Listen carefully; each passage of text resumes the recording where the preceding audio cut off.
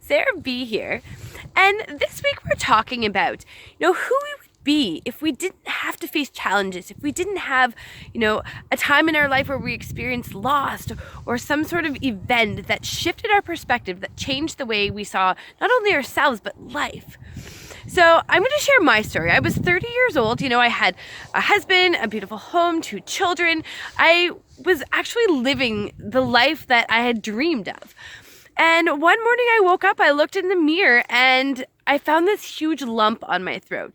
And immediately, my worst fear kind of came crashing down. Everything flipped. I had these stories running through my head. I was looking at my children and thinking, this is it. You're going to have to grow up without me. And that, up until this point, was my worst fear. I had this fear of death looming constantly. So, I went and I had the surgery and I did the treatments and my body became healthy, but my mind stayed terrified. I was afraid constantly. Every time I had a headache, I thought I had a brain tumor. I couldn't get past this fear.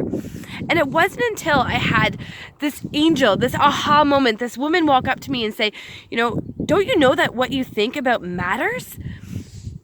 And it was this aha moment. I had a feeling I knew this, but the concept and having somebody actually speak these words to me shifted something inside of me. And, I had to know more. I had to learn more. It made sense, but I couldn't quite connect the dots. So, I kept going and I kept learning and I kept putting myself in positions to grow and to evolve. Books were literally falling off the shelves. And, the more you do this work, the more you put yourself out there, the more you choose, freedom and belief and love over the old story, that fear story, the more the universe provides for you. Suddenly I was surrounded by all of these beautiful people, and I realized that I wasn't losing my mind. I wasn't going crazy with this new way of being. This was real. This was actually happening.